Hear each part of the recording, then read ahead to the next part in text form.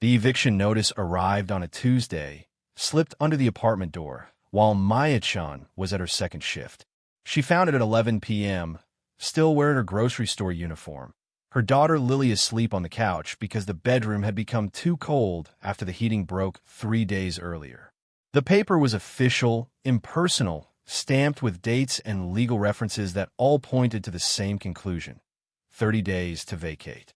Maya stood in the narrow kitchen, the notice trembling slightly in her hands, and felt the familiar weight of mathematics that never worked in her favor. Rent, $1,840. Her income from 2 jobs, $2,100. Utilities, food, Lily's school supplies, the bus pass that got her work, the debt from Marcus leaving, the medical bills from when Lily had pneumonia last winter. The numbers spiraled, always ending in the same place. Not enough. She was 38 years old and had been holding things together through sheer momentum for so long that she'd forgotten what stability felt like. Every apartment was temporary. Every job was one bad shift away from termination. Every month was a negotiation with catastrophe, and she was losing ground. Lily stirred on the couch, her small face peaceful in sleep, unaware that the fragile structure of their life was about to collapse again. Maya carefully folded the eviction notice and placed it in the drawer where she kept all the other documents that marked their descent: past due bills, collection letters, the divorce papers that had promised Marcus would contribute but never specified consequences when he didn't. The next morning, she called her mother from the laundromat's payphone, unwilling to burn through her cell minutes on a conversation she already knew would offer no solutions. Margaret Chen's voice carried the particular weariness of someone who'd spent 72 years expecting disappointment and being proven right. "Maya, what's wrong now? We got evicted. I need help." Silence stretched across the line. Maya could hear traffic in the background, the ordinary sounds of a life that had room for ordinary problems. "I don't have money to give you," her mother said finally. "Your choices brought you here. Marcus, the baby dropping out of college. You made your bed. Mom, I'm asking for help, not a lecture. Help would have been finishing your degree. Help would have been choosing a man with prospects.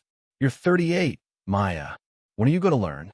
Maya closed her eyes, feeling the familiar shame that her mother wielded with surgical precision. Lily's 9 years old. She didn't choose any of this. And whose fault is that? The conversation lasted another 3 minutes, each one confirming what Maya had already known. She was alone in this. When her mother mentioned, almost as an afterthought, the letter that had arrived at her address weeks ago, "Something about your grandmother's estate. I threw it away. Probably a scam." Maya felt anger flash hot and immediate. "You threw away mail addressed to me? It was nonsense. Your grandmother, Eliza, left nothing worth claiming. She died in that falling-apart house in the middle of nowhere, alone because she was too stubborn to move somewhere reasonable. Whatever they were trying to sell you, you don't need it." After hanging up, Maya stood outside the laundromat, watching cars pass, feeling the April wind cut through her thin jacket. Her grandmother, Eliza. She had vague memories of a woman who'd visited rarely, who'd smelled like earth and flowers, who'd spoken with an accent that mixed English with something older.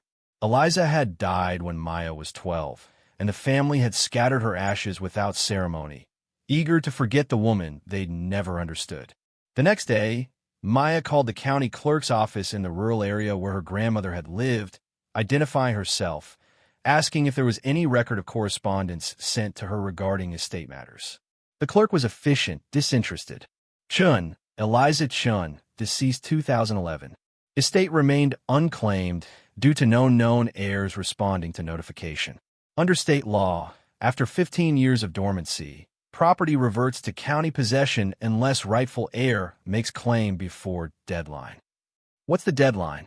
"According to our records, you have 42 days remaining." Maya felt something tighten in her chest. "What property are we talking about? Let me pull the file." The sound of typing, then a pause. "Structure listed as residential, 0.8 acres, designated as Botanical Research Facility, decommissioned 1987. Assessed value marked as nominal due to condition and remote location. Current tax liability, 0. Property condition, unknown. Where is it? The clerk read coordinates that meant nothing to Maya, then added an address in a town she'd never heard of, 3 states away. Miss Chun, I should mention that several parties have inquired about this property over the years. If you intend to claim it, documentation must be filed in person before the deadline. Otherwise, the county will proceed with disposition. After the call ended, Maya sat on the apartment's single chair and pulled out her laptop, the one luxury she'd kept through everything because Lily needed it for school. She searched the coordinates, watching the map zoom in on terrain that looked like the edge of the world. Empty, green, no roads visible for miles around the marked location. She found her grandmother's name in scattered online records. Eliza Chun, botanist, formerly affiliated with a university that had closed decades ago. Several mentions in academic papers from the 1970s about seed preservation, germination under extreme conditions, genetic banking. Then nothing. Silence. As if Eliza had simply stopped existing in any official capacity. Maya thought about the eviction notice, about Lily's trusting face, about 30 days until they had nowhere to go. She thought about nominal value and remote location, and a grandmother who'd been too stubborn to move somewhere reasonable. Desperation made decisions feel less like choices and more like inevitabilities. She checked her bank account, $340. The bus tickets to get them across 3 states would cost most of that, but rent was already impossible.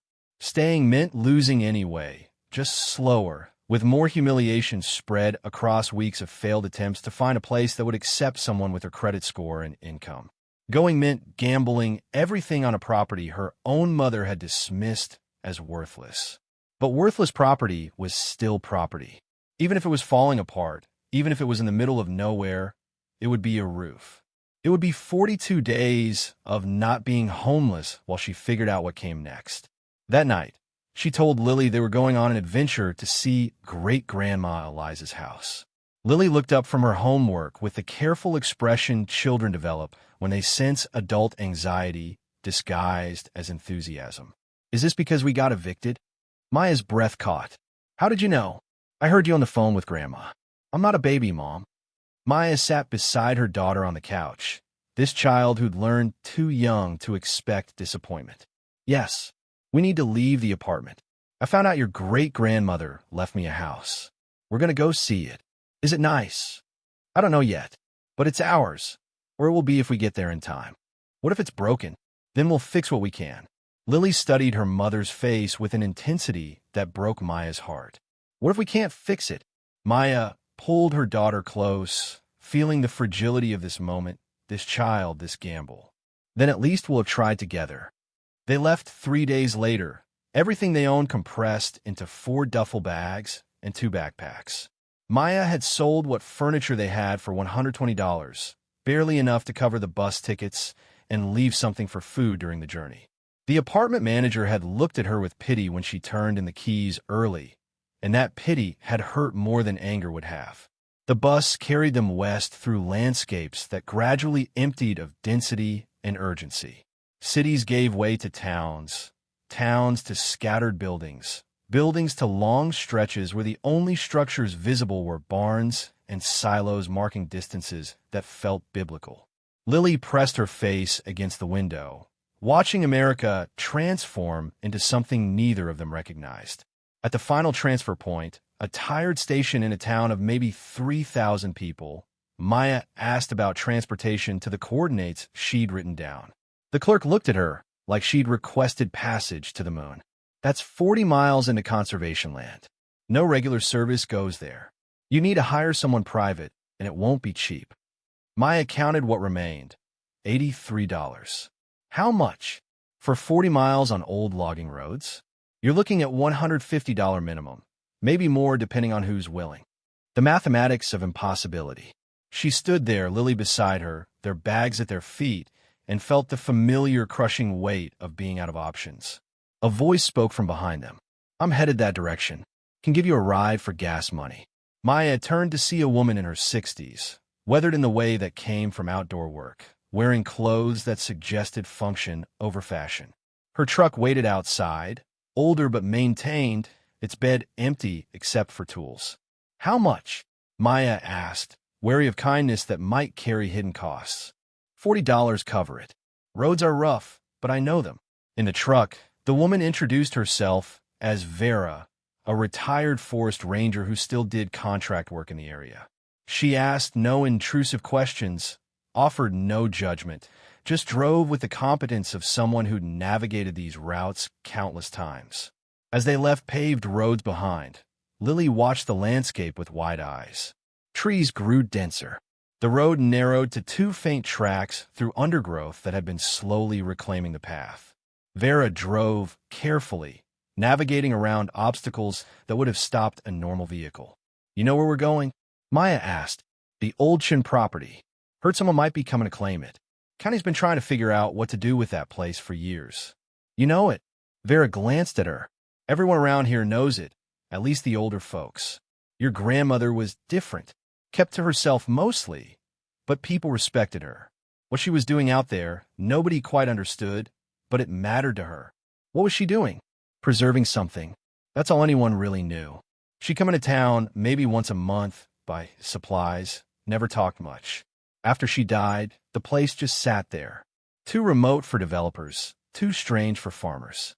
County couldn't figure out what to do with a botanical research facility that had no power, no running water, nothing that made conventional sense. The road ended at a clearing barely large enough for the truck to turn around. Beyond it, a path continued on foot, marked by stone cairns that looked deliberate. Vera helped them unload their bags. "Path's about half a mile. Follow the stones. You'll know it when you see it." She paused, then added, "Your grandmother built something unusual. Don't judge it by regular standards." After the truck's sound faded into distance, Maya and Lily stood in silence. The forest around them was deep, old, filled with sounds that didn't come from civilization. Birds called in patterns Maya didn't recognize. Wind moved through canopy, creating whispers that sounded almost like speech. "Mom, I'm scared," Lily whispered. Maya took her daughter's hand. "Me too. But we're together, and we keep going." They walked the path, following cairns that stood like ancient markers, each one precisely placed.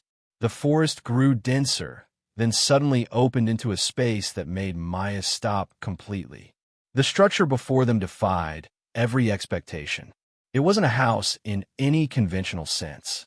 It was a series of interconnected domes, their surfaces covered in what looked like living material. Moss, climbing vines, small plants growing directly from the structure itself. The building seemed to breathe with the forest, part of it rather than imposed upon it. But it was the flowers that made Lily gasp. Everywhere, cascading from the domes, climbing the walls, spreading across what must be the roof, were flowers of every color imaginable. Not wild flowers growing randomly, but cultivated varieties arranged in patterns that suggested intentional design. And they were blooming in April, in a climate that should still be recovering from winter. These flowers were vibrant, full, perfect. "The flowers never wilt," Lily whispered, as if speaking too loudly would break the spell. Maya approached slowly, pulling the property deed from her bag, comparing the description to what stood before her. The coordinates matched. This was Eliza Chen's property. This was what her family had dismissed as worthless. The entrance was marked by a wooden door set into the largest dome, its surface carved with patterns of leaves and seeds. Maya tried the handle. It turned smoothly, well-maintained despite years of apparent abandonment. Inside, the space opened into something that took her breath away. The interior was circular, lit by panels in the ceiling that seemed to capture and diffuse sunlight. The walls curved upward, their surfaces lined with what looked like thousands of small drawers, each one labeled in her grandmother's precise handwriting. At the center of the room stood a workbench covered in tools, notebooks, and equipment that looked both ancient and carefully preserved. But what dominated the space was the flowers. They grew everywhere, from planters integrated into the structure, from vertical gardens that climbed the walls, from suspended systems that created layers of blooms filling the air with fragrance and color. Lily moved through the space with reverent wonder, her earlier fear replaced by curiosity. Mom, how is this possible? Where's the electricity? How are the flowers alive? Maya had no answers. She picked up one of the notebooks from the workbench, opening it to pages filled with diagrams, formulas, observations written in multiple languages. Her grandmother's work, decades of it, preserved in this space. As she explored further, she found more rooms connected through archways carved into the domes. A small living area with a bed, a chair, shelves filled with books about botany, genetics, preservation. A kitchen area with what looked like a root cellar, surprisingly cool, stocked with preserved foods that somehow hadn't degraded. Another room filled with equipment she couldn't identify, glass chambers, measurement devices, systems that looked like they were designed to control temperature and humidity without electricity. In the largest connected dome, she found what her grandmother had truly built. The seed vault, wall to wall, floor to ceiling, were storage systems containing countless small containers, each one labeled with species names, dates, locations. This wasn't just a collection. This was an archive, a library of plant genetics preserved with meticulous care. Maya opened one drawer at random. Inside were seeds, each one sealed in what looked like specialized containers, alongside documentation explaining their origin, their characteristics, their preservation date. She opened another, then another. Each contained the same level of detail, the same obsessive care. Her grandmother hadn't been a recluse. She'd been a guardian, preserving something she believed mattered more than comfort or convention. As evening approached, and Maya realized they'd need light soon, she found what looked like a manual for the facility systems. Her grandmother's handwriting explained everything with patient precision. The passive solar design that heated the domes, the rainwater collection that provided water, the composting systems that created soil, the careful integration of living plants that regulated temperature and humidity naturally. This wasn't a house. It was a functioning ecosystem designed to be self-sustaining, to preserve life without depending on external infrastructure. That night, they slept in Eliza's bed, Maya and Lily curled together under blankets that smelled faintly of lavender. Through the transparent panels above them, stars were visible. More stars than Maya had ever seen, dense and brilliant against darkness that held no light pollution. "Mom," Lily whispered in the dark. "Great-grandma was a genius." "Yes," Maya agreed, feeling tears slide down her face. "Yes, she was." The next morning, Maya explored the property more thoroughly. Behind the main domes, she found growing beds arranged in geometric patterns, each one still productive despite years without human tending. The plants had been chosen for resilience, for their ability to self-seed, to maintain themselves through seasons. She found her grandmother's journals, dozens of them, documenting experiments in seed longevity, in creating preservation conditions that required no electricity, in understanding how to keep plant genetics viable for decades without sophisticated technology. One entry, dated 1987, explained why Eliza had left the university. "They wanted to commercialize my work, to patent the seeds, to make preservation profitable. But some things shouldn't belong to corporations. Some things need to be kept safe for everyone, for when they're needed. I'll do this work alone if I must." Maya understood then what her mother had never been able to see. Eliza hadn't been stubborn or strange. She'd been principled, willing to sacrifice comfort for something she believed transcended personal gain. As she read, she found references to the vault's true contents. Eliza hadn't just collected random seeds. She'd focused on varieties that were disappearing, heirloom crops, wild species threatened by development, plants with genetic traits that made them resistant to disease or drought or temperature extremes. She created a backup, a reserve against a future where these varieties might become critical. Lily spent the morning exploring with the cautious excitement of a child who'd found a secret world. She discovered the different flower varieties, tried to count how many colors were present, found a small notebook where Eliza had drawn botanical illustrations alongside scientific names. "Mom, look at this one," Lily called from near one of the growing beds. She held up a flower Maya didn't recognize, deep blue petals with gold centers, arranged in a spiral pattern that looked almost mathematical. Maya checked Eliza's identification guide. Himalayan blue poppy. Extremely rare, supposedly impossible to grow outside specific conditions. Yet here it thrived, alongside dozens of other species that shouldn't be growing together, that shouldn't be blooming in April, that shouldn't exist without careful human intervention. The impossibility of it all made Maya's scientific skepticism war with the evidence before her eyes. This place worked. Somehow, through design and understanding Maya was only beginning to grasp, her grandmother had created a system that sustained itself. On the third day, while organizing the main vault room, Maya found a locked drawer in Eliza's workbench. The key was on a chain around her grandmother's dried flower pressing, tucked inside the main journal. Inside the drawer was a sealed envelope addressed to my heir, whoever you may be. Maya opened it with trembling hands. The letter inside was dated just months before Eliza's death. If you're reading this, you've come to claim what I've built. I don't know who you are. My daughter Margaret made it clear she wanted nothing to do with my work. Perhaps you're desperate. Perhaps you're curious. Perhaps you simply had nowhere else to go.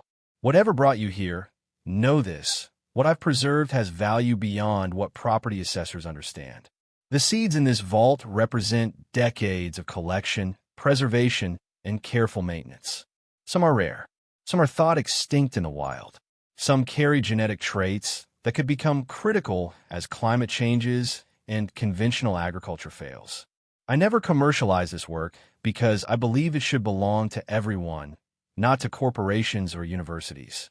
But I also knew it needed protection, needed someone to understand its importance.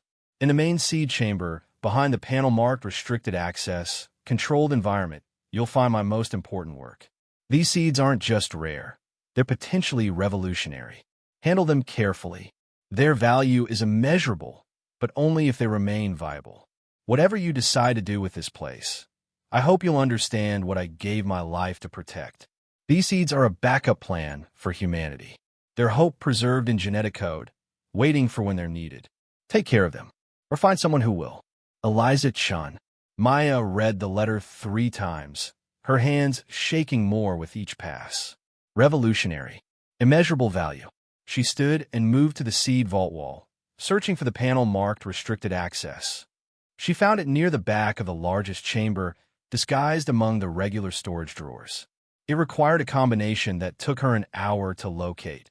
Hidden in the margins of Eliza's main journal, written in notation that looked like botanical classification but was actually numbers. The panel opened to reveal a climate-controlled chamber, smaller than the rest, its interior maintaining conditions that made the air feel different, drier, more carefully regulated. Inside were 20 specialized containers, each one larger than the others in the vault, each labeled with extensive documentation. Maya pulled out the first container and read its designation. Drought-resistant wheat variant, 7-year germination success, potential yield increase 300%. She opened the next, disease-resistant rice, immune to common blights, 15-year viability confirmed. Container after container revealed the same pattern. Her grandmother hadn't just preserved existing species. She'd been working on developing improved variants, crops that could resist climate stress, disease, drought. And she'd done it all alone, without institutional support, documenting everything with scientific precision. The final container was different. Smaller, marked with additional warnings about handling. Maya opened it carefully and found a single seed variety labeled Eliza's Legacy, perennial wheat hybrid, self-pollinating. No commercial equivalent exists. The documentation explained in careful detail how Eliza had spent 20 years developing a wheat variety that combined the yield of annual wheat with the resilience of perennial grasses.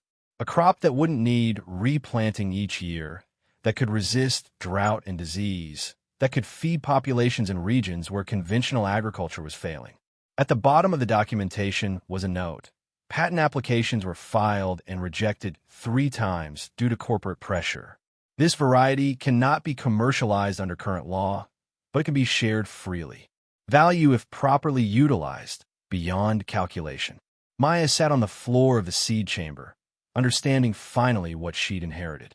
Not just a property, not just a collection, but her grandmother's life work, a genetic bank that could change agriculture, that corporations had tried to suppress, that Eliza had protected by making it legally unclaimed. That night, she made detailed notes, photographing everything, documenting the vault's contents with her phone's dying battery. She charged it using a solar panel she found in one of the storage rooms, another of Eliza's practical solutions. The next morning, Maya hiked back to where Vera had dropped them off, following the cairn path. She told Lily she needed to get supplies, but really she needed to think, to understand what came next. At the roadside, she waited until Vera's truck appeared. The woman had mentioned she passed this way weekly. "Found what you were looking for?" Vera asked as Maya climbed in. "More than I expected. Can you take me into town? I need to make some calls." At the small library in town, Maya used their computer to research agricultural genetics, seed preservation, the legal status of plant patents. What she learned made her stomach tight with understanding of what Eliza had been fighting against. The seed industry was dominated by corporations that patented varieties, that controlled what farmers could grow, that prosecuted anyone who saved seeds instead of buying new ones each year. Eliza's freely shared genetics, her preservation of heirloom varieties, represented a threat to that control.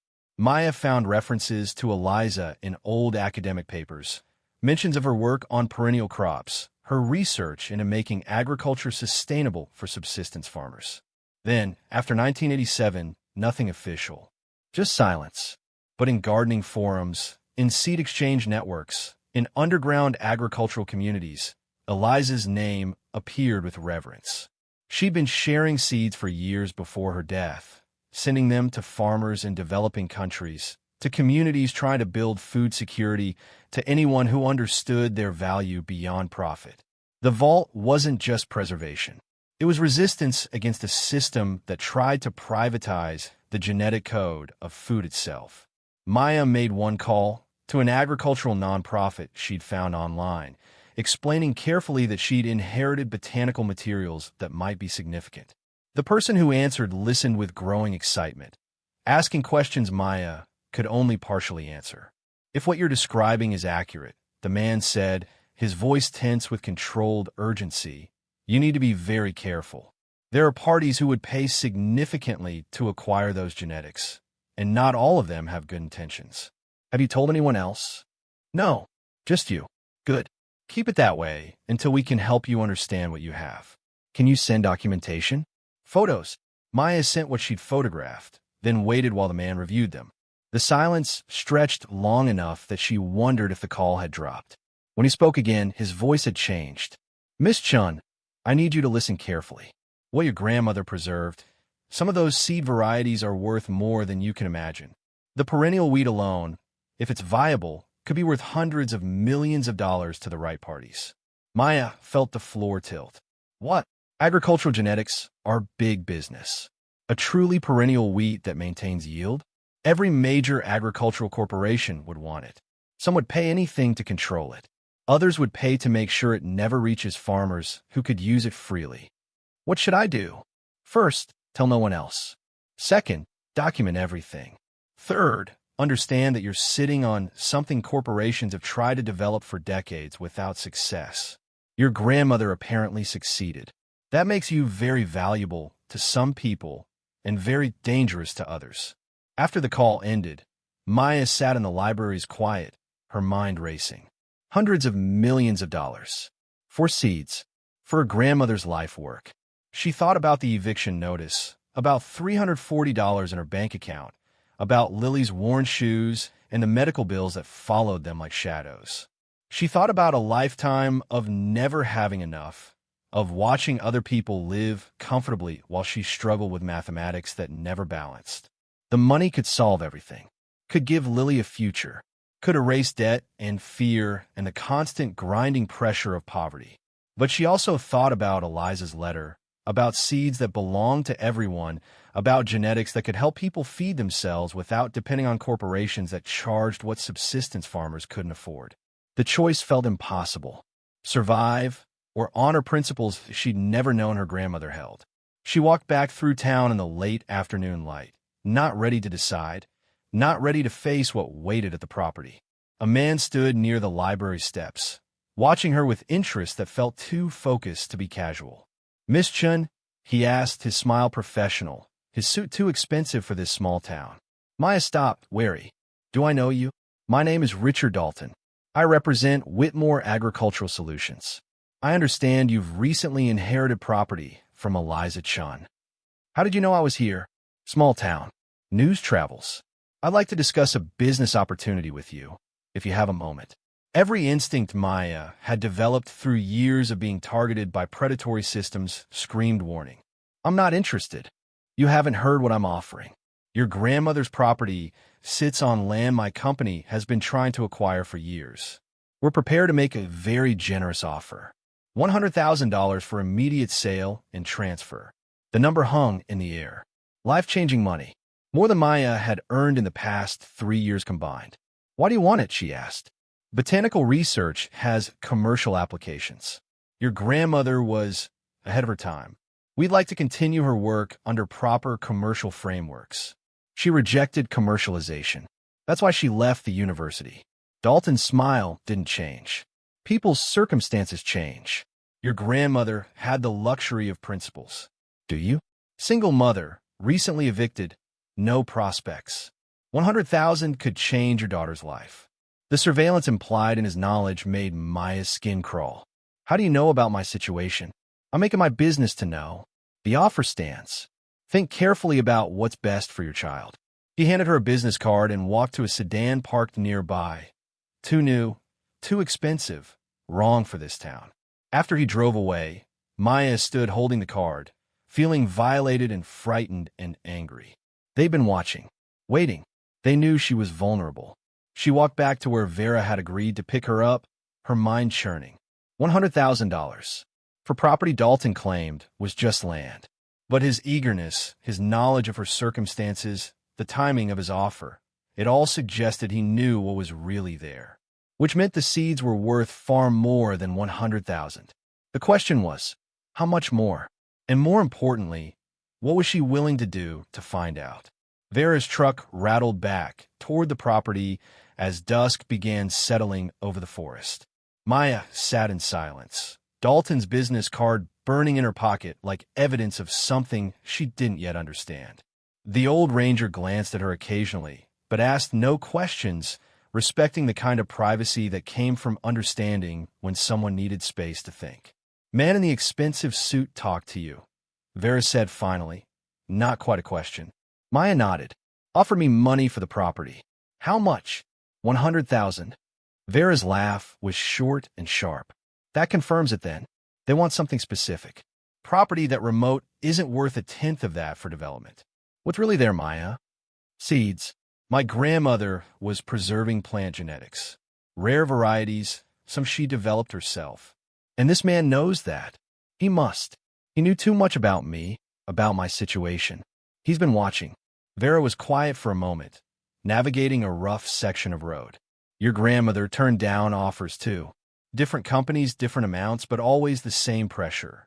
She told them all the same thing. Her work wasn't for sale. They didn't like that answer. What did they do? Tried to get the county to condemn the property. Failed. Tried to claim she was squatting on conservation land. Failed. Eventually, they seemed to give up, but Eliza never trusted it. She said corporations don't give up on things they want. They just wait for better opportunities." Maya understood with cold clarity what Dalton represented. Her grandmother's death had created that opportunity. Her own desperation made it perfect. When they reached the property, Lily was waiting on the steps of the main dome, a notebook open in her lap. She'd been drawing the flowers, her sketches surprisingly detailed for a 9-year-old. "Mom, I've been counting," she announced as Maya approached. "There are at least 40 different species blooming right now. In April. That's impossible, right?" "Your great-grandmother made a lot of impossible things work." That night, after Lily fell asleep, Maya returned to the seed vault with a lantern and her grandmother's journals.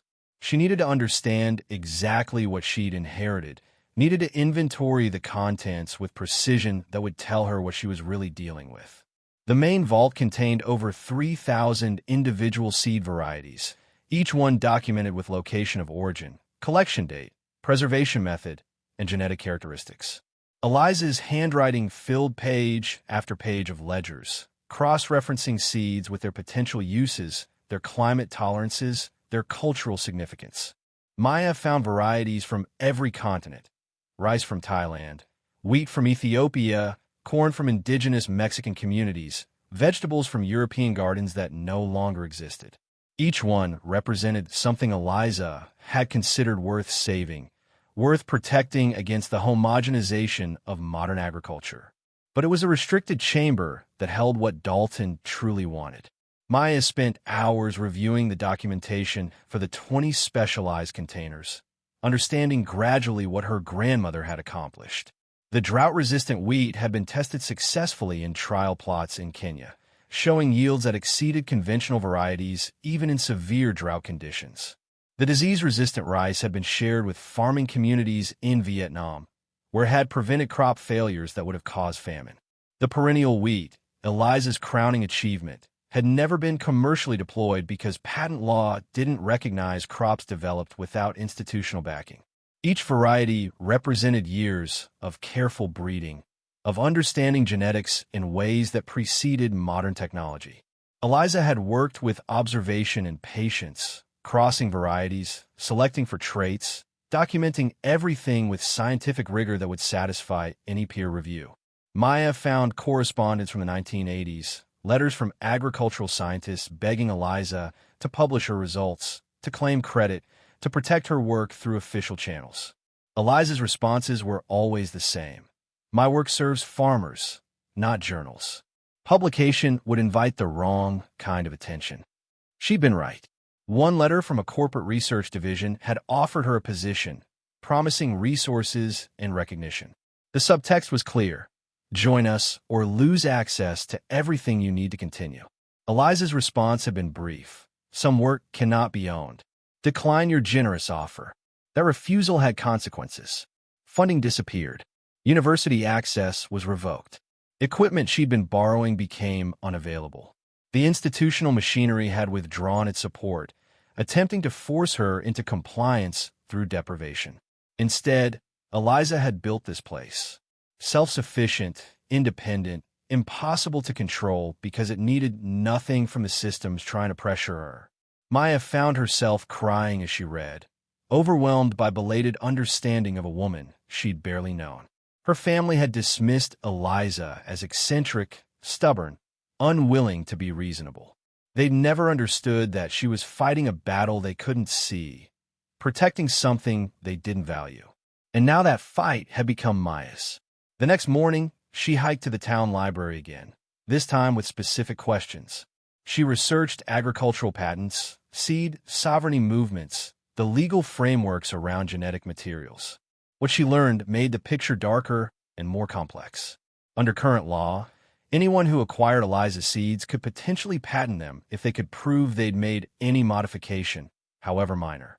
The perennial wheat, despite being Eliza's original work, could be claimed by a corporation that simply documented it differently, added minimal changes, and filed before anyone else. If Maya sold to Whitmore Agricultural Solutions for $100,000, they would likely turn around and patent everything, making millions while ensuring Eliza's freely shared genetics became proprietary property no subsistence farmer could afford. But if Maya tried to give the seeds away, to honor Eliza's vision, she'd remain poor while others profited from work that should have belonged to everyone.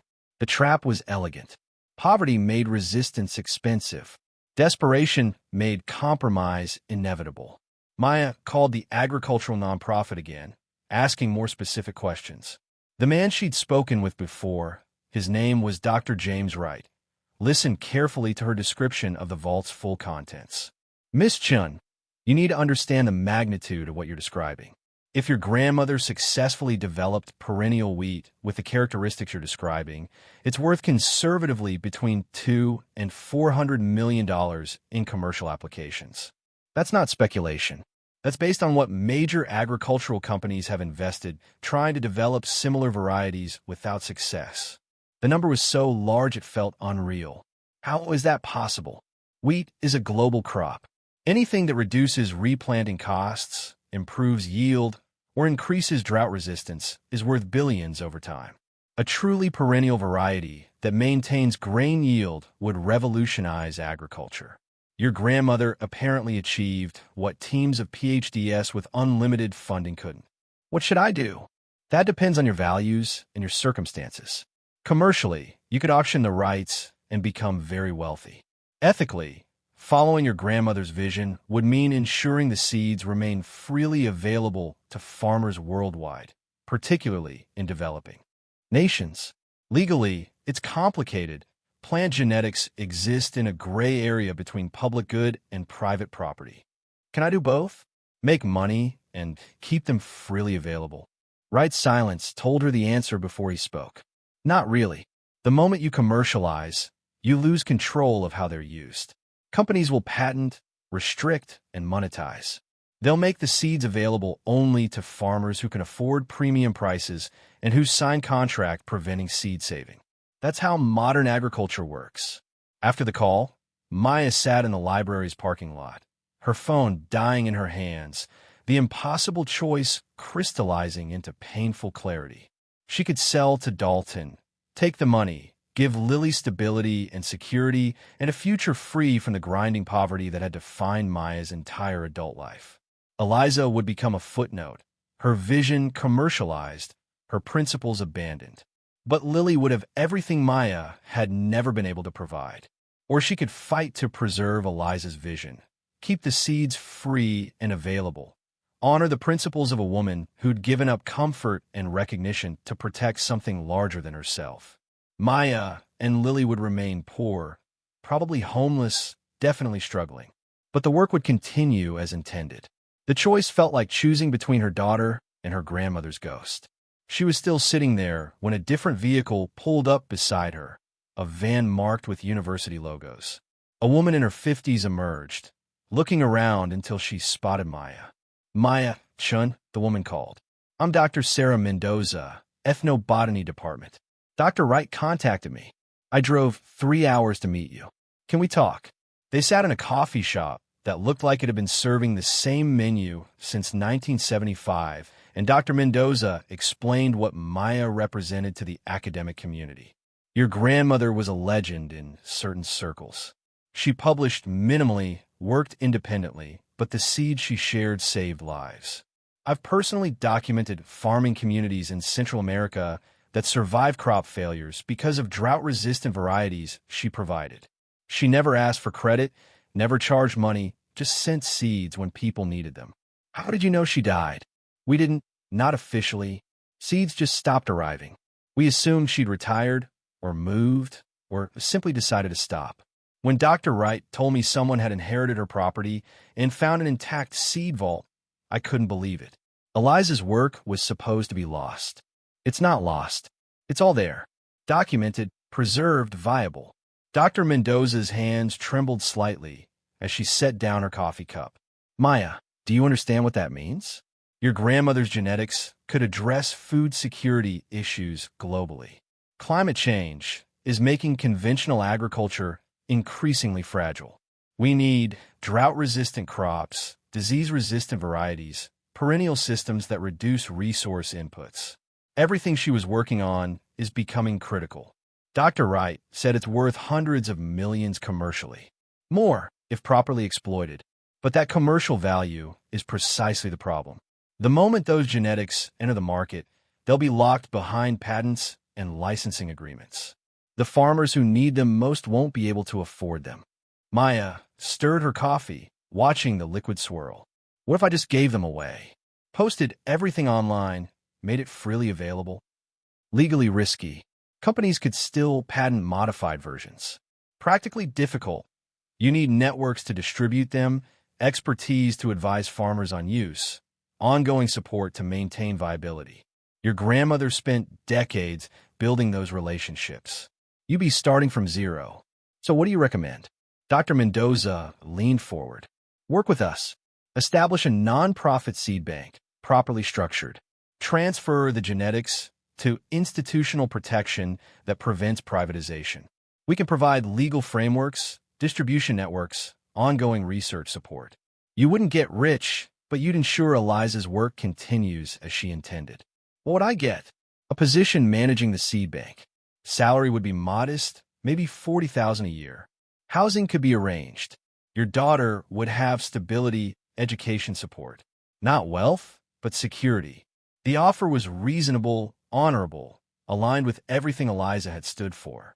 It was also less than half what Dalton had offered, and it required trust in systems that had already failed her grandmother once. Maya asked for time to think, and Dr. Mendoza agreed, giving her a number to call when she decided. Walking back through town, Maya noticed Dalton's sedan parked outside the county offices. He was inside, visible through the windows, talking with officials who nodded as he spoke. The sight made her stomach tighten. She called Vera from a payphone, asking to be picked up urgently. On the ride back, she told Vera about both offers. The ranger listened without interruption, navigating the rough roads with practiced ease. "What does your gut tell you?" Vera asked finally. "That both options require trusting people I don't know to do what they promise. Dalton could pay me, then bury the seeds. Mendoza could promise protection, then let corporations access them anyway. I'm being asked to choose between money I desperately need and principles I inherited from a woman I barely knew. What would Eliza do? She'd refuse both. She'd find a third way that I can't see because I'm too focused on surviving." Vera smiled slightly. "Your grandmother was stubborn, but she was also strategic. She didn't just protect the seeds, she made them necessary. Those flowers around the property? They're not decorative. They're functional. Pollinators, pest control, soil enrichment. Everything she built had purpose beyond what it appeared to be." Maya thought about that as they approached the property. The domes came into view, covered in blooming plants that shouldn't be thriving together, that shouldn't be flowering in April, that somehow worked in defiance of conventional understanding. Lily ran out to meet them, excited. "Mom, I found something. Come look." She led Maya to the back of the property, to an area Maya hadn't fully explored yet. Behind the main growing beds was another structure, smaller than the domes, partially concealed by climbing vines. "I was following a bee," Lily explained, "and it went in there. The door was hidden, but I found it." Maya pushed aside the vines and found a wooden door, similar to the main entrance, but more concealed. It opened to reveal a workspace that made her breath catch. The interior was filled with equipment more sophisticated than what she'd seen elsewhere. Microscopes, what looked like genetic analysis tools, computers that appeared dormant, but still functional. Papers covered every surface, diagrams and calculations that went beyond simple breeding into molecular biology. Eliza hadn't just been preserving seeds. She'd been analyzing them, understanding their genetics at a level Maya hadn't imagined possible for someone working alone. On a main workbench, under a protective cloth, Maya found what looked like a completed manuscript. The title page read, "Open Source Agricultural Genetics, a Framework for Seed Sovereignty and Climate Resilience" by Dr. Maya Chen. The document was hundreds of pages long, detailing not just Eliza's seed varieties, but the methodology for developing them, the genetic markers that made them successful, complete instructions for replicating her work. It was a blueprint, a gift to anyone who wanted to continue what she'd started. But more importantly, at the bottom of the title page was a note in Eliza's handwriting, copyright waived. Public domain dedication. May not be privatized under any legal framework. Published posthumously to ensure accessibility. Maya flipped through the pages, understanding gradually what she was holding. This wasn't just research. It was a legal bomb. If published, it would put all of Eliza's work into the public domain permanently, making it impossible for anyone to patent the genetics or claim exclusive rights. Her grandmother had created insurance against commercialization. All Maya had to do was make the manuscript public. She found a letter tucked inside the back cover. "To whoever finds this, if I've died before publishing this work myself, please complete this final task. The manuscript is ready for submission to the Journal of Open Agricultural Science, which has agreed to publish it posthumously." Contact information is attached. Publication will make my genetics freely available to anyone who wants to use them. It will also make them worthless commercially, since public domain materials cannot be patented. I understand this choice may be difficult if you need money, but I've watched corporations try to own the genetic code of food itself, and I cannot let my work contribute to that system. If you're reading this, you've claimed the property. That means you needed it. I'm sorry I cannot offer you wealth, but I can offer you purpose and the knowledge that you've helped preserve something that belongs to everyone. The choice is yours. Publish and honor free access, or destroy this manuscript and sell what remains to whoever offers the most. Choose wisely. Choose with the future in mind, not just your immediate needs. Eliza. Maya sat on the floor of the hidden workspace, the manuscript heavy in her lap, and understood finally what her grandmother had done. Eliza had made the choice simple by making it impossible. If Maya published the manuscript, the seeds would enter public domain and become worthless to Dalton. She'd lose the $100,000, lose the commercial value, lose any chance of becoming wealthy from her inheritance. But she'd also complete her grandmother's work and ensure the genetics reached the people who needed them.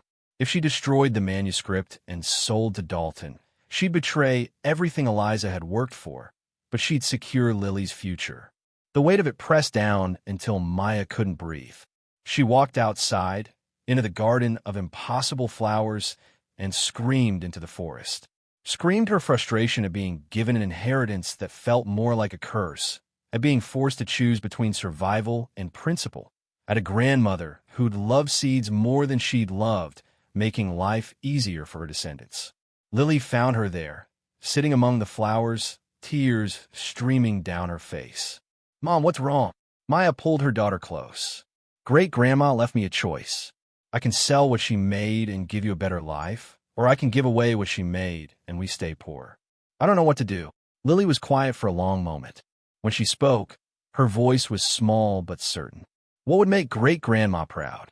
Giving it away, keeping it free, making sure it helps people. Then do that. Baby, you don't understand. That means we'll still be poor. We'll still struggle. I can't give you the things other kids have." "I know." Lily picked one of the impossible flowers, studying its petals. "But great-grandma made something important. More important than being rich. If we sell it, she'll just be gone and nobody will remember what she did. If we keep it like she wanted, she'll still be helping people. That matters more." Maya stared at her 9-year-old daughter, this child who'd learned resilience through necessity, who'd survived eviction and poverty and uncertainty with grace. Maya didn't understand. Lily was right. Of course she was right. But knowing what was right didn't make it easier. That night, Maya read the entire manuscript by lantern light. Eliza's work was extraordinary, clear, precise, revolutionary. She documented genetic markers in heirloom varieties that conveyed drought resistance, disease immunity, climate adaptability. She'd shown how traditional breeding methods, given patience and careful observation, could achieve results that genetic modification promised but rarely delivered. More importantly, she'd created a methodology anyone could follow. The manuscript wasn't just about her seeds. It was about teaching others how to preserve and develop their own varieties, how to build seed sovereignty in their communities, how to resist agricultural systems designed to create dependency. If published, it would arm farmers worldwide with knowledge corporations wanted to keep restricted.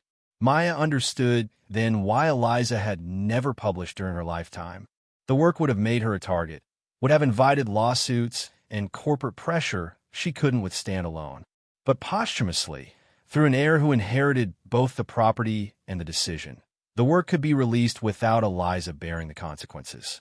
Her grandmother had planned this, had anticipated that whoever inherited the property would face exactly this choice, had made it as stark as possible to ensure there would be no middle ground, no comfortable compromise. Maya made her decision at 3 a.m., alone in the workspace, surrounded by her grandmother's life work. She would publish the manuscript. She would work with Dr. Mendoza to establish proper institutional protection. She would refuse Dalton's offer and every offer like it. She would honor Eliza's vision, even though it meant choosing poverty over security. And she would teach Lily that some things mattered more than money, even when you desperately needed money, even when the cost was real and painful and unfair. Morning came with the decision settled, but not comfortable. Maya gathered the manuscript, organized the documentation she'd need, and prepared to hike to town. Before she left, she stood in the main seed vault one last time, looking at the thousands of varieties her grandmother had preserved. Each one represented a choice Eliza had made, to save this instead of something else, to preserve genetics instead of comfort, to build this instead of a conventional life. The weight of continuing that legacy felt crushing. But the alternative, letting it die through commercialization, felt worse. Lily appeared beside her, slipping a small hand into Maya's. "We're doing the right thing, Mom." "I know. I just wish doing the right thing wasn't so expensive. Great-grandma paid more. We can pay this much." They walked to the town library together, Maya carrying the manuscript like sacred text. At the library computer, she composed an email to the Journal of Open Agricultural Science, attaching scanned pages, explaining that she was Eliza Chen's heir and executor, requesting guidance on posthumous publication. The response came within an hour, faster than she'd expected, suggesting they'd been waiting for this. "Miss Chen, we've hoped for years that Dr. Chen's work would surface. We're prepared to fast-track publication. However, you should know that the moment this becomes public, commercial interest in the genetics will become worthless. Patents will be impossible. Are you certain you want to proceed?" Maya typed her response with steady hands. "I'm certain. My grandmother wanted this work to belong to everyone. Please publish as soon as possible." After sending it, she felt something release in her chest. Relief mixed with terror at what she'd just committed to. She called Dr. Mendoza next, explaining her decision. The professor's reaction was immediate and emotional. "Maya, you're doing something extraordinary. It's also going to make you enemies. Companies that wanted those genetics won't take this well. Are you prepared for that?" "No, but I'm doing it anyway." "Then we'll help. I'll draft immediate legal protection, establish the seed bank framework, create institutional barriers against harassment. You won't be alone in this." The final call was harder. Maya dialed Dalton's number, her heart pounding. He answered on the first ring. "Miss Chun, have you reconsidered my offer? I'm calling to decline. The property isn't for sale, and the genetics are being published in the public domain. There won't be anything for you to buy." Silence stretched long enough that Maya wondered if he'd hung up. When Dalton spoke again, his voice had changed, colder, harder. "That's a mistake. A very expensive mistake. You could have provided for your daughter. Instead, you're choosing ideology over her welfare. I hope you're prepared to explain that to her when she's older. My daughter helped me make this decision. She understands what matters. She's 9 years old. She doesn't understand anything. You're gambling with her future based on the delusions of a dead woman who died alone and poor. Is that really the legacy you want?" Maya felt anger rise, hot and clarifying. "My grandmother died protecting something important. That's a better legacy than dying rich from selling out. We're done here, Mr. Dalton." She hung up before he could respond, her hands shaking but her resolve firm. Vera found them at the library an hour later, having somehow known they'd need a ride back. On the drive, Maya explained everything: the manuscript, the publication, the decision to refuse wealth in favor of principle. The old ranger listened quietly, then nodded. "Your grandmother would be proud. She'd also tell you that this fight isn't over. Dalton and whoever he represents won't accept this quietly. They'll look for other ways to get what they want. What can they do? Once it's published, it's public domain. They can make your life difficult. Contest your claim to the property. Pressure the county to condemn the land. Find legal technicalities that force you to spend money you don't have defending yourself. Corporate lawyers are creative when they want something." The warning settled over Maya like cold weight. She'd made the right choice, but the right choice had consequences she wasn't prepared for. Back at the property, she spent the afternoon documenting everything, photographing the vault, cataloging seed varieties, creating backup records that could survive if anything happened to the physical location. Lily helped, treating it like an important project, taking the work seriously in the way children did when they understood adults trusted them with real responsibility. As evening approached, they stood together outside the main dome, watching the impossible flowers catch the last light. The balloons seemed more vibrant than ever, as if they knew they'd been preserved, their genetics saved from privatization. "Mom," Lily said quietly, "are we going to be okay?" Maya wanted to lie, to promise security she couldn't guarantee. But Lily deserved truth. "I don't know, sweetie. We made the right choice, but it's going to be hard. We'll probably still struggle. Money will still be tight. But we'll be able to look at these flowers and know we protected them. We'll know great-grandma's work is helping people. That has to count for something." "It counts for a lot," Lily said with certainty that Maya envied. That night, Maya found another journal she'd missed before, tucked away in the living quarters. This one was more personal, less scientific. Eliza had written about loneliness, about the cost of choosing principle over comfort, about watching her family drift away because they couldn't understand why she lived the way she did. One entry struck Maya particularly hard. "Margaret called today. She wants me to sell the property, move into senior living, be reasonable. She cannot understand that this work is my life, that these seeds matter more than comfort. She thinks I'm stubborn, but stubbornness is just perseverance that others don't value. I wonder sometimes if I'm wrong to choose this path. But then I think of the farmers in Kenya whose children won't starve because drought-resistant seeds arrived in time. I think of communities preserving their food heritage because I saved seeds before they disappeared. And I know I cannot choose differently, even if the cost is dying alone. Some work requires sacrifice. I made mine willingly. I only hope that whoever comes after me will understand why it mattered." Maya closed the journal with tears in her eyes. Her grandmother hadn't been rejecting family out of coldness. She'd been choosing a larger family, one that included farmers she'd never meet, children she'd never see, futures she wouldn't live to witness. And now Maya had inherited that same choice, that same sacrifice. The difference was Lily. Maya wasn't alone in this. Her daughter was beside her, choosing principle over security with the kind of moral clarity that shamed Maya's own hesitation. 3 days later, the journal published Eliza's manuscript online with full public domain dedication. The response was immediate and overwhelming. Agricultural researchers worldwide began downloading it, sharing it, building on it. Seed exchange networks mobilized to distribute Eliza's varieties. Farming communities in developing nations requested samples, asking if the drought-resistant seeds were truly available freely. Dr. Mendoza coordinated the response, establishing distribution protocols, verifying requesters, ensuring seeds reached people who would use them rather than commercialize them. Maya's phone, now kept charged through solar panels Eliza had installed, rang constantly with requests for interviews, questions about the vault, offers of support, but also threats. Anonymous calls warning her she'd made enemies. Messages suggesting she should reconsider before something unfortunate happened. Legal notices from corporations claiming she'd violated intellectual property agreements she'd never signed. Vera started checking on them daily, her presence both comforting and alarming.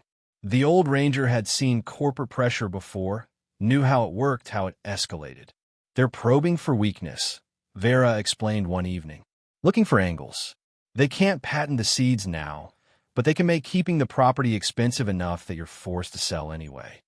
Ow. Legal challenges. Environmental assessments you can't afford. County regulations applied selectively. Death by 1,000 cuts. Maya felt trapped again, by different means but trapped nonetheless. She'd done the right thing and now faced punishment for it. 2 weeks after publication, official notices began arriving. The county wanted environmental impact assessments. The state wanted verification that the property met current building codes. Federal agencies wanted inspections to ensure no endangered species were being impacted. Each notice came with costs, inspection fees, filing fees, legal documentation requirements. Individually small, collectively crushing for someone with $340 in savings. Maya sat in the workspace, surrounded by demands she couldn't meet, and felt despair threaten to overwhelm the righteousness of her choice. Lily found her there, brought her water and a flower, sat quietly beside her. "We're going to lose this place," Maya said. "I made the right choice, and we're still going to lose." "Then we fight," Lily said simply. "Like great-grandma did. I don't know how. We'll figure it out. We're smart. We're stubborn. We're Chens." Maya laughed despite everything, pulling her daughter close. "What did you get so wise?" "I had good teachers." That night, Maya made another decision. If they were going to fight, they'd fight publicly. She called every journalist who'd requested interviews, told them the full story. The inheritance, the choice, the corporate pressure, the fees designed to force her out. Within 48 hours, the story went viral. "Grandmother's Legacy Under Attack," read one headline. "Corporation versus Seed Sovereignty," read another. Social media amplified it. Seed-saving networks mobilized. Agricultural justice organizations got involved. Donations began arriving. Small amounts from thousands of people who believed in what Eliza had built, who wanted to ensure Maya could keep it. Dr. Mendoza helped establish a proper nonprofit structure to receive and manage the funds. Legal aid organizations offered pro bono representation against the fee demands. The pressure didn't stop, but Maya wasn't facing it alone anymore. As the first month in the property ended, Maya stood in the seed vault and counted their small victories. The manuscript was published. Seeds were being distributed. The vault was protected by nonprofit status. They had legal representation. They had public support. They were still poor, still struggling, still facing opponents with far more resources. But they were fighting, and for the first time in Maya's adult life, she was fighting for something larger than survival. She was fighting for her grandmother's vision, for seed sovereignty, for the principle that some things shouldn't be owned. And somehow, impossibly, they were winning. The legal battle came faster than Maya had anticipated. 3 weeks after Eliza's manuscript went public, Whitmore Agricultural Solutions filed suit, claiming the property violated multiple environmental regulations and that Maya's claim to the estate was legally questionable due to irregularities in inheritance documentation. The lawsuit was clearly designed to overwhelm her. 327 pages of legal language, filing fees that would have bankrupted her without the nonprofit support, demands for documentation going back to Eliza's original land purchase in 1974. But Whitmore had miscalculated. By making the fight public and aggressive, they transformed Maya from an unknown, struggling mother into a symbol. The narrative was perfect for the media. Ordinary woman protecting her grandmother's legacy against corporate giant trying to privatize food genetics. Dr. Mendoza connected Maya with a legal team from the Agricultural Justice Project, attorneys who specialized in exactly this kind of fight. The lead lawyer, a woman named Patricia Torres, reviewed the lawsuit with the practiced eye of someone who'd seen these tactics before. "This is intimidation disguised as legitimate concern," Patricia explained during their first meeting at the property. She'd driven 8 hours to see the vault in person, and her reaction upon entering had been reverent silence followed by professional fury. "They're claiming environmental violations for a property that's been a functional ecosystem for 40 years. They're questioning your inheritance claim despite clear documentation. This is harassment, and we're going to prove it." The first hearing took place in the county courthouse, a building whose faded dignity suggested better days. Maya wore her only professional outfit, the same clothes she'd worn to the initial meeting with Dalton. Lily sat in the gallery with Vera, drawing her notebook but listening to everything. Whitmore's legal team arrived in force. 4 attorneys in expensive suits, carrying file boxes that suggested extensive preparation. They presented their case with polished confidence. The property lacked proper permits. The seed vault constituted unlicensed agricultural research.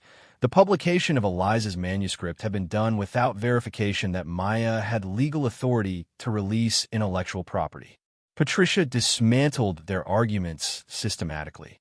She presented documentation showing the property predated current permit requirements, that seed preservation was explicitly protected under agricultural heritage laws, and that Eliza's will which she produced with theatrical timing, explicitly granted Maya authority over all intellectual property with instructions to publish. The judge, a woman in her 60s named Helena Morrison, listened with an expression that gave nothing away. When both sides finished, she recessed for 2 hours before delivering her preliminary ruling. The environmental concerns raised by the plaintiff appear to be selectively applied. Similar properties in this county, with far more significant impact, have not been subject to such scrutiny.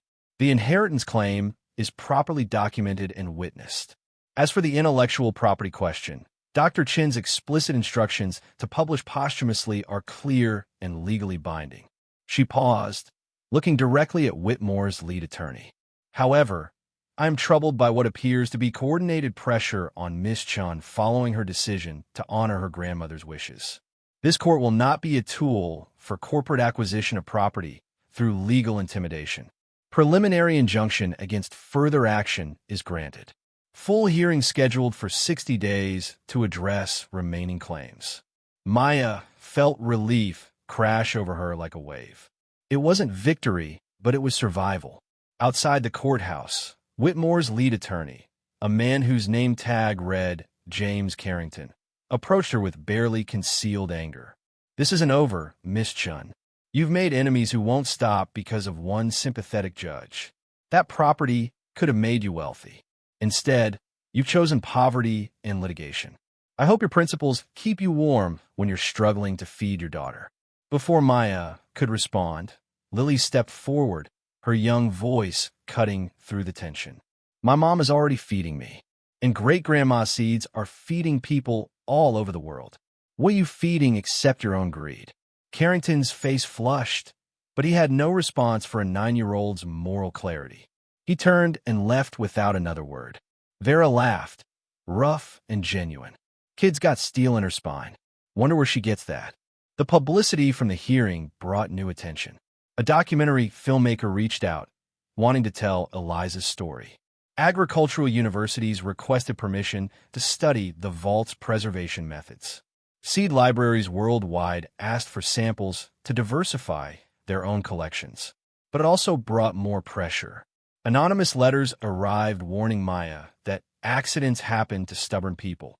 Her old car was vandalized in town, tires slashed, windows broken. Someone tried to file a complaint with Child Services claiming Lily was being kept in unsafe conditions. Each attack failed. The documentary increased public support. Vera's connections ensured the vandalism was investigated as corporate intimidation, and social workers who visited the property were so impressed by its functionality that they wrote glowing reports about Lily's living conditions and education. Maya began to understand something her grandmother must have known. Fighting powerful interests required not just being right, but being visible enough that harming you would be noticed. Dr. Mendoza became a frequent visitor, bringing other researchers to document the vault's contents. One afternoon, a geneticist named Dr. Raymond Park spent 6 hours analyzing Eliza's perennial wheat, his excitement growing with each test. "This is extraordinary," he kept repeating. "The genetic markers she selected for. I don't know how she identified them without modern sequencing technology. This represents intuitive understanding of plant genetics that shouldn't be possible." "My grandmother worked with observation and patience," Maya said. "She didn't have fancy equipment, so she developed other methods. What she developed is worth more than equipment. This is genius-level plant breeding, and she just gave it away. She believed it belonged to everyone." Dr. Park looked at Maya with something like awe. "You could have been a billionaire. Your daughter could have had everything money could buy. Instead, you're fighting lawsuits and living in the middle of nowhere. Why?" Maya thought about that question, which people kept asking in various forms. She looked around the vault, at the thousands of seed varieties preserved with such care, at the evidence of her grandmother's life work. Because some things matter more than being rich. Because Lily is learning that principle has value even when it's expensive. Because if I'd sold out, I'd have taught my daughter that. Everything has a price. That integrity is negotiable when you're desperate enough. I couldn't do that to her or to myself. That's rare, Miss Chen. Admirable, but rare. It shouldn't be rare. That's the problem. As summer approached, the vault's gardens exploded with growth that defied conventional understanding. The flowers that had bloomed impossibly in April were now accompanied by vegetables, grains, and medicinal plants, all thriving in arrangements that shouldn't work according to standard agricultural science. Maya began studying Eliza's growing methods, understanding gradually that her grandmother had created a permaculture system decades before the term became popular. Everything supported everything else. Nitrogen-fixing plants enriched soil for heavy feeders. Pest-repelling flowers protected vulnerable vegetables. Deep-rooted varieties brought nutrients up for shallow-rooted companions. It was agriculture as ecosystem design, and it worked with almost no external inputs. No fertilizer, no pesticides, no irrigation beyond rainwater collection. The system maintained itself through relationships Eliza had carefully cultivated. Lily spent hours in the gardens, learning to identify plants, to understand their relationships, to see the patterns her great-grandmother had encoded into every planting decision. She kept detailed notes, drawing diagrams that showed which plants grew near each other and hypothesizing about why. "Mom, I think great-grandma was teaching without being here," Lily said one evening. "Everything she built is like a lesson. If we pay attention, we can learn what she knew." Maya realized her daughter was right. The property itself was educational infrastructure, designed to pass on knowledge through observation and interaction. Eliza had built a living library. That insight led to a new possibility. Maya contacted Dr. Mendoza with a proposal. What if they formalized the property as an educational site? A place where students could learn seed preservation, sustainable agriculture, and permaculture design by working with systems Eliza had spent decades perfecting? Dr. Mendoza's response was immediate enthusiasm. "That's brilliant. It provides educational justification that strengthens legal protection, creates ongoing institutional support, and fulfills what I suspect was your grandmother's ultimate goal, ensuring the knowledge doesn't die with her." They began developing curriculum, reaching out to agricultural programs, designing internship structures. The property could host small groups of students, teaching them hands-on skills while maintaining the vault and continuing Eliza's research. The model was appealing to universities facing budget cuts, practical field experience at minimal cost, with real-world applications that address climate change and food security. Within weeks, they had commitments from 3 universities to send students for semester-long intensives. The nonprofit structure Maya had established could pay her a modest salary for managing the program and maintaining the property. Not wealth, but sustainability. For the first time since inheriting the property, Maya could envision a future that wasn't just survival, but purpose. The legal battle with Whitmore intensified as the full hearing approached. They filed additional motions, demanded more documentation, tried every procedural tactic to delay and exhaust. But public support remained strong, and Patricia Torres matched every move with practiced efficiency. The breakthrough came from an unexpected source. An investigative journalist named Marcus Webb had been researching Whitmore agricultural solutions for a story on corporate seed monopolies. He contacted Maya after reading about her case, asking if he could review documents related to the lawsuit. What he found was damning. Whitmore had previously attempted to acquire Eliza's property through intermediaries, using shell companies to hide their involvement. When that failed, they pressured the university where Eliza had worked, cutting funding to programs that supported her research. The harassment had been systematic, documented, and ongoing for years. Marcus published his findings in a major investigative piece that connected Whitmore's actions against Eliza to a broader pattern of suppressing agricultural research that threatened their business model. The article detailed how they'd acquired competitors, buried inconvenient studies, and used legal intimidation to prevent innovations from reaching farmers. The public reaction was explosive. Social media campaigns demanded accountability. Agricultural organizations called for investigations. Several universities announced they were severing ties with Whitmore funding programs. Most significantly, 3 former Whitmore employees contacted Patricia Torres offering testimony about internal discussions regarding neutralizing the Chen problem. Their statements revealed that acquiring the property had never been about the land. It had always been about preventing Eliza's genetics from remaining in the public domain. Armed with this evidence, Patricia filed counterclaims for harassment, malicious prosecution, and conspiracy to deprive Maya of her property rights. The legal battle shifted from defense to offense. The final hearing became a spectacle. Media filled the courthouse. Agricultural advocacy groups rallied outside. Inside, Patricia systematically presented evidence of Whitmore's decades-long campaign against Eliza and their continuation of that campaign against Maya. The testimony from former employees was devastating. They described internal memos referring to Eliza as a threat to market stability, discussions about waiting for her to die so the property could be acquired more easily, and celebrations when they learned the estate had gone unclaimed. When Maya testified, she spoke plainly about her grandmother's vision, about choosing principle over profit, about teaching her daughter that some things shouldn't be owned. She described the threatening letters, the vandalism, the attempts to paint her as an unfit mother, all documented and connected to Whitmore through investigative reporting. Lily testified, too, with a poise that surprised everyone. She explained how she'd helped her mother decide to publish Eliza's work, how she understood that being poor but honorable was better than being rich through betrayal, how the seeds her great-grandmother had saved were helping people around the world. Judge Morrison listened to everything, her expression growing harder as the evidence accumulated. When both sides rested, she didn't recess. She delivered her ruling immediately. This court has rarely encountered such clear evidence of corporate overreach and malicious intent. Whitmore Agricultural Solutions has engaged in a pattern of harassment spanning decades, targeting first Dr. Eliza Chen and subsequently her heir. Their claims of environmental concern and regulatory compliance are exposed as pretext for acquisition of property they desire for commercial exploitation.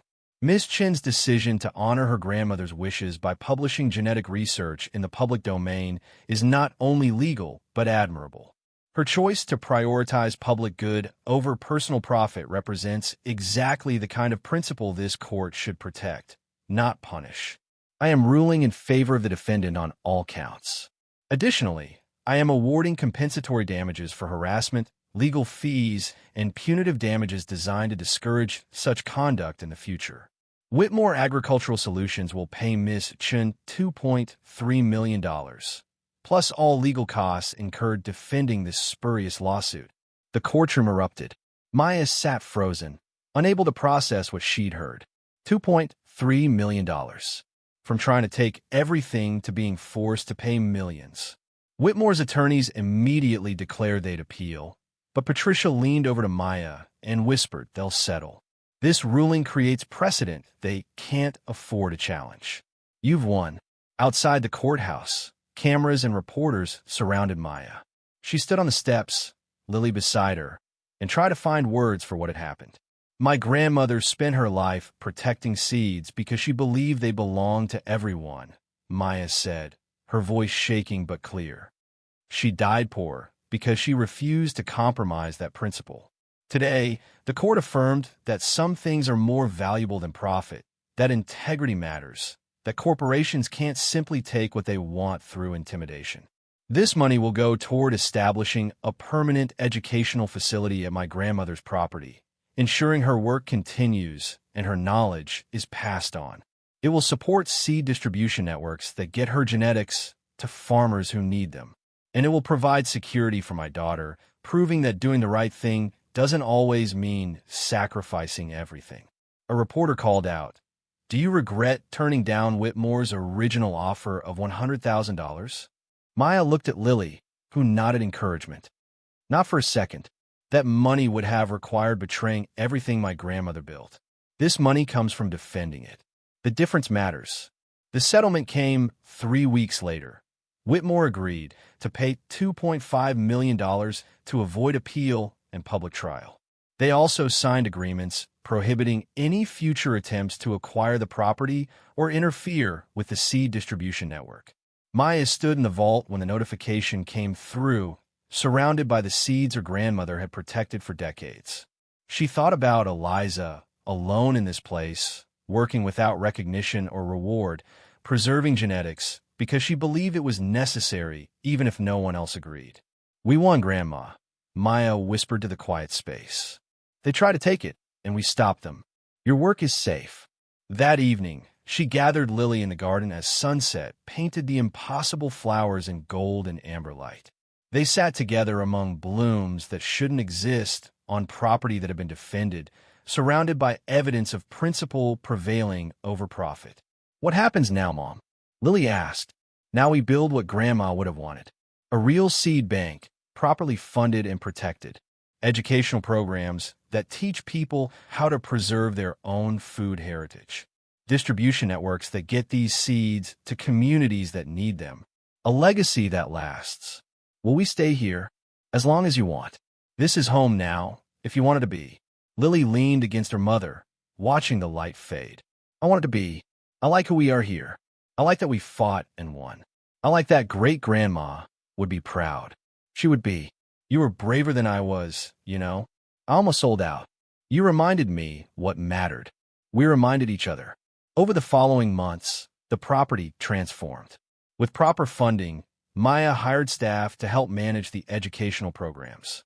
They built dormitories using Eliza's passive solar design principles, creating housing for students that required no external power.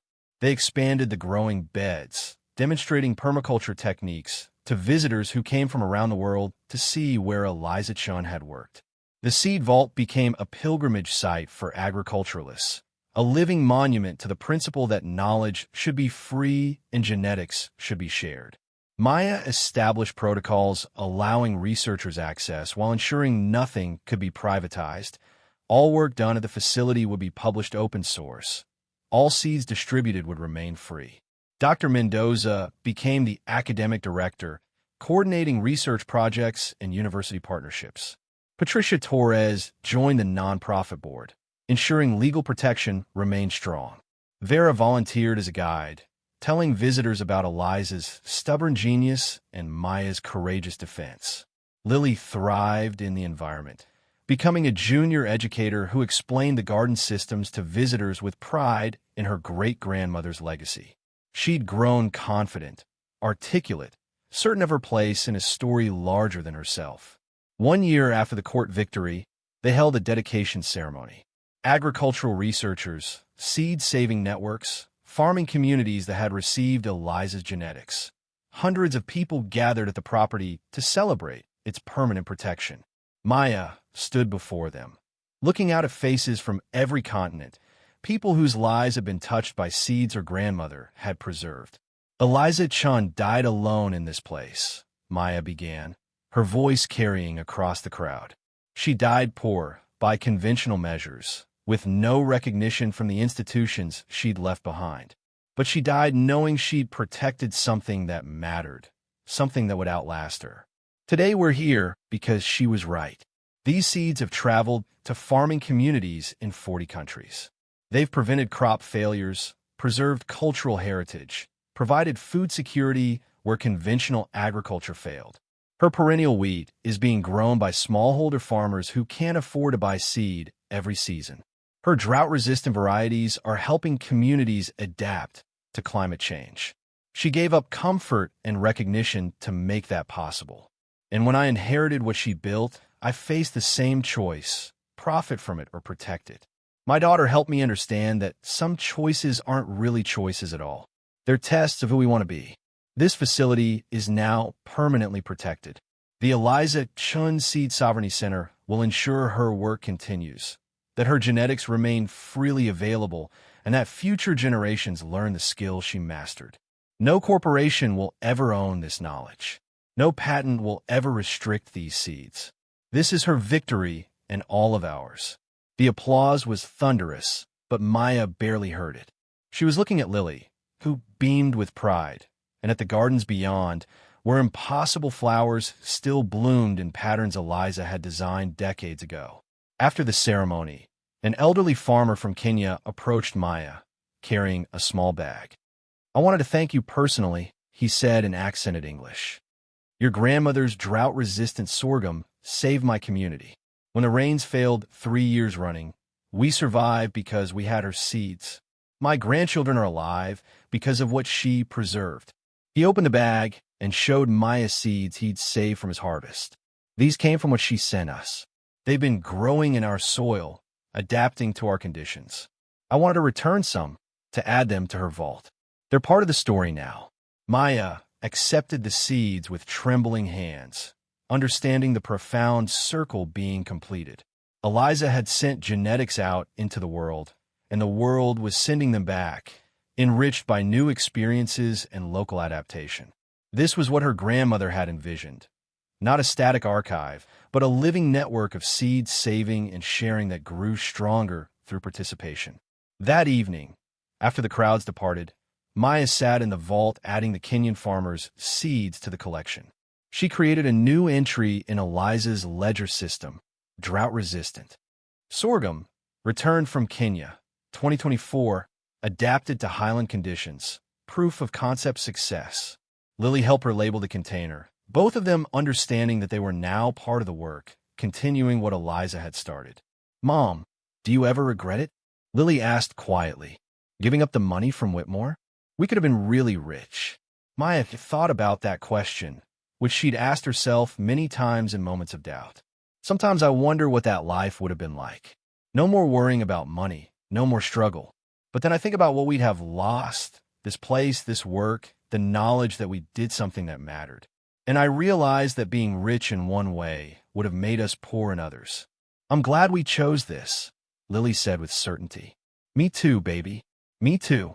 As spring turned to summer in their second year at the property, Maya received a letter from her mother, the first contact since she claimed the inheritance. Margaret Chen's handwriting was shaky, her words careful. "Maya, I've been reading about what you've done with Mother's property. I was wrong to dismiss it, wrong to discourage you from claiming it. I spent my whole life thinking Mother was foolish for choosing her work over family, over comfort, over normal life.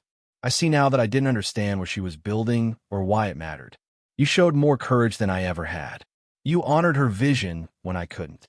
I'm proud of you, even if I never knew how to show that before." "Mom." The letter brought tears Maya hadn't expected. Reconciliation felt like the final piece of a journey that had transformed everything. Her understanding of her grandmother, her relationship with her daughter, her own sense of purpose and worth. She wrote back, inviting her mother to visit, to see what Eliza had built and what Maya had protected.